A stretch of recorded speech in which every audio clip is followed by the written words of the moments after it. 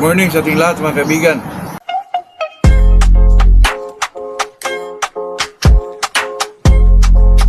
Nandito na naman tayo sa ating usapang magmamanok po.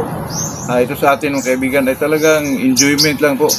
Kasi may mga kaibigan tayo, mga nanood sa atin po ay medyo nag-comment sa atin mga kaibigan na about sa infusion sa ating mga manok po. Kung anong dapat ilagay, kung medyo masama na yung isang base blood ng isang manok po, base blood ng isang magmamanok mga kaibigan, katulad ng medyo nawala na po ang vigor ng isang manok mga kaibigan, katulad ng itong kaibigan natin na taga Davao po na si Mr. Renite, na ang kanila namang mga ay taga Bohol din, yung kanilang bloodline kung sa manok pa. Sabi niya, boss, yung may maganda daw siyang, may daw siya claret, pero may diferensya na daw. Gusto siyang kumuha sa akin mga kaibigan na gusto niyang i-infuse din sa claret, kasi alam naman natin yung claret mga kaibigan ay ang make-up nun ay may round head talaga yon. At saka mga kaibigan, magagaling talaga ang cutting ng isang claret po. At saka sabi niya, ang problema daw ng claret niya ay pagdating sa dulo, kahit nakadapa na yung kalaban na hindi na tumutuka po. Parang pabayaan na lang ba mga kaibigan, tumatalikod na lang. Nako, malaking yan mga kaibigan, lalo na pag tayo ay lamang na lamang lang sa tapos tumatalikod yung manok mo, hindi na tumutuka po.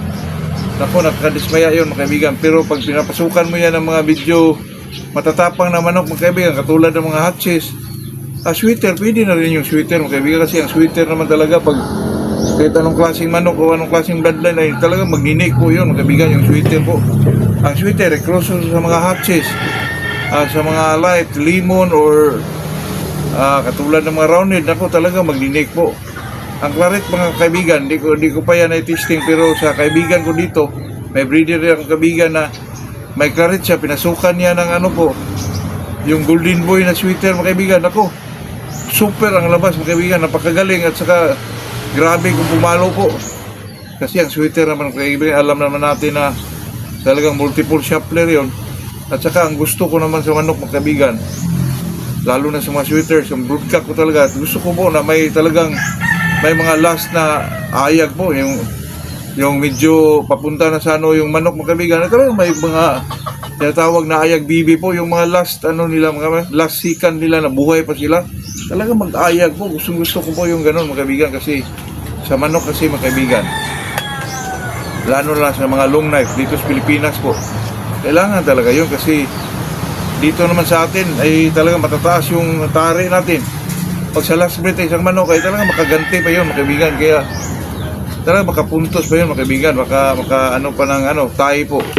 Kasi kailangan talaga sa manok na game ang isang manok. At saka siguro mga kaibigan, kung sweater to claret, siguro talagang mag-nick yan, kasi yung claret mga kaibigan ay talagang napaka superb din ang cutting doon.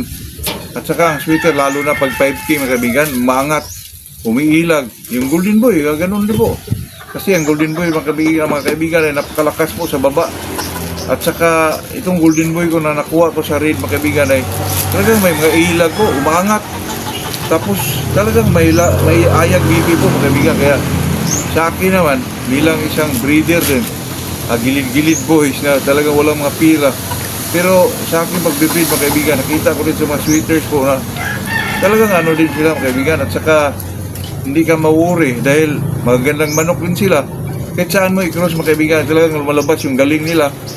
At saka yung kulay nila, may bandira, ganon.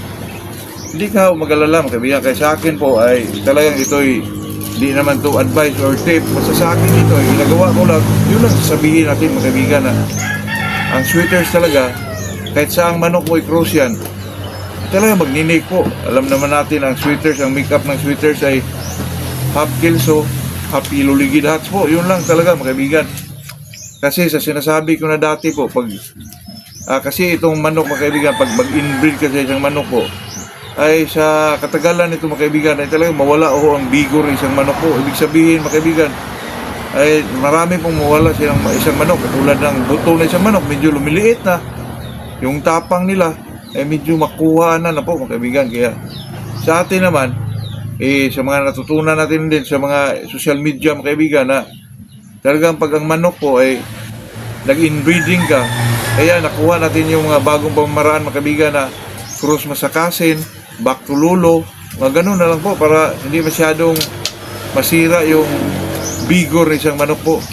Kaya pag pinag-usapan natin mga kaibigan, itong claret po, siguro sa akin ay talagang maganda po ito haluan ng sweater mga kaibigan, kasi ang sweater po ay alam naman natin, ang sweater mga kaibigan ay talagang umaangat, tapos multiple shuffler din ang sweater mga kaibigan. Kaya ako naman ay matagal na rin nag-alaga ng sweater, katulad ng nalagaan ko, itong pusong, itong mga kaibigan, itong golden boy, itong mga 5K, talaga mayroon tayo dyan mga kaibigan. At matagal-tagal na rin ako nag-alaga ng yung pusong po dati, yung super sweater Sir B-Boy, ay talagang hindi ka mag-alala pag may cross mo yan, kasi nandun na yung ganda nila at talagang may mga palo po, at saka maano tayo sa kulay nila mga kaibigan, na pag pumapasok ka sa isang manukan po, makita mo isang sweater, ay talagang sila mga kaibigan, eye catcher po, na ibig sabihin mga kaibigan ay talagang makatingin ka sa kanila mga kaibigan, sa kanilang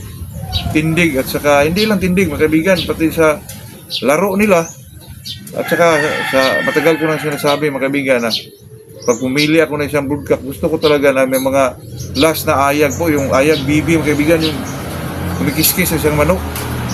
Talagang hinahanap natin yun mga kaibigan. Kaya naman pag broodcock mo ay ganon, ay talagang makukuha din yun sa mga offspring ng isang manok po. Kaya sa akin mga kaibigan ay gusto ko po na pang-infuse ng mga manok natin, pwede din gawing beast blood itong sweater po. Kasi pag nakita mong nakulangan ka sa palo or masyado lang medyo multiple, ipasukan mo ng kilso, pasukan mo ng roundhead, saka mo i-cross sa mga kung ano man yung gusto mo i-cross sa isang manok po. Kaya sa atin mga kaibigan, sa tingin ko po, itong claret mga kaibigan ay talagang napaka-superb ang mga cutting ng mga manok na to. Pasukan mo ng sweater, ay sigurado po magninik yan mga kaibigan. Kaya yan lang po ang masasabi natin sa ating usapan sa araw na to. Good morning sa ating lahat po.